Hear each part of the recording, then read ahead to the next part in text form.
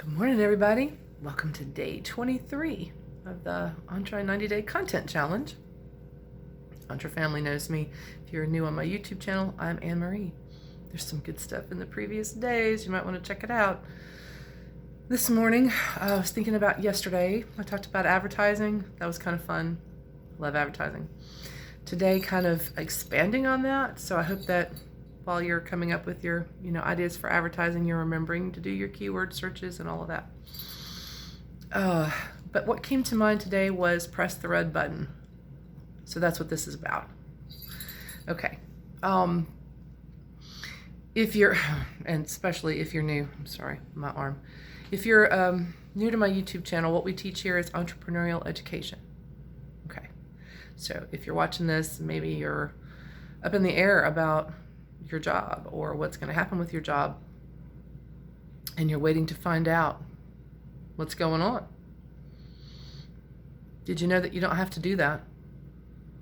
The first part of this lesson is realizing the difference between what other people say you can have and what you decide you can have. And that's as basic a choice as there is, right? Nothing wrong with a day job. Side gigs, leave your options open. There's a lot of things that you can look at right now that mean literally that you don't have to settle for what someone else says you can have. The problem with being okay with what someone else says you can have if you do things A, B, and C is that entity, person, business, whatever, also has the ability to take away the thing they said you could have. And I'm going to do an analogy here because I like those, and it's kind of what I do. So if you're my age or in that neighborhood, you remember Willy Wonka, the original from the 70s, and Little Charlie. Little Charlie just did not have much of anything in life except, he dreamed big, right? He wanted to see the inside of that chocolate factory. He didn't have much money to spend, right? So that moment when he finds the money in the street drain,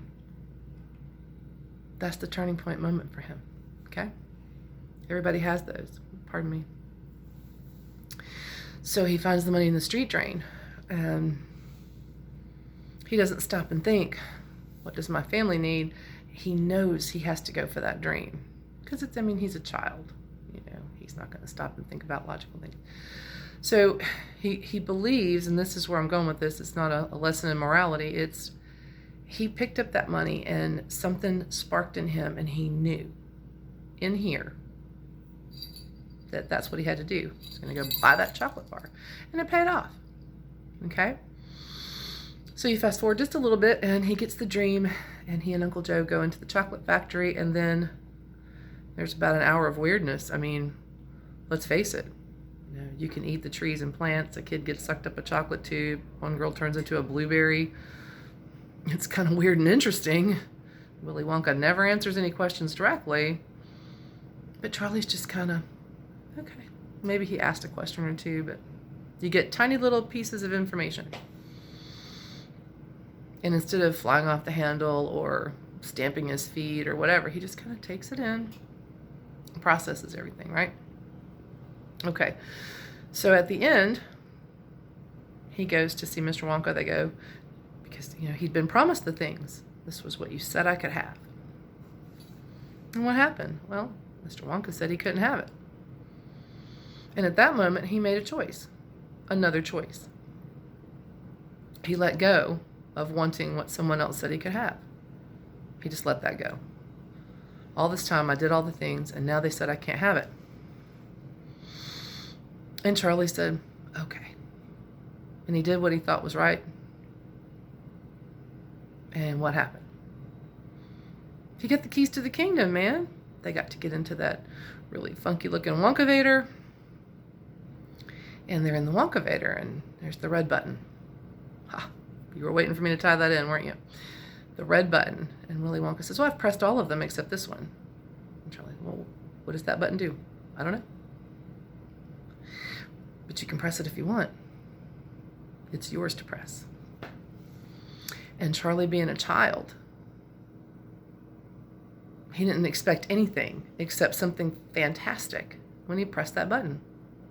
He didn't worry that bad things were going to happen, or the Wonkavator might explode, or, Uncle Joe freaked out, but Uncle Joe was, a grown-up.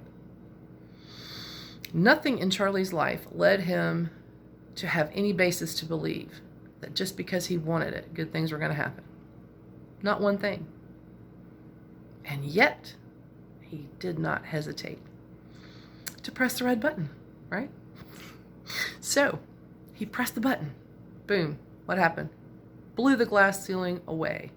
And everything that he ever wanted, and then some, became possible for him. Love this analogy. It makes me happy. I don't believe in glass ceilings. I don't believe that we should settle for them if someone tries to put them over our head. And that's why today's lesson. So, 2 days left to Christmas. Think about it, right? Now, Entre Family, if you're kind of new to this, I hope you enjoyed the analogy, and I hope there was anything educational about that. Pulling the trigger. Ready, fire, aim. I hope your Wednesday is good. Happy Christmas Eve, and I'll see you on the next one. Take care.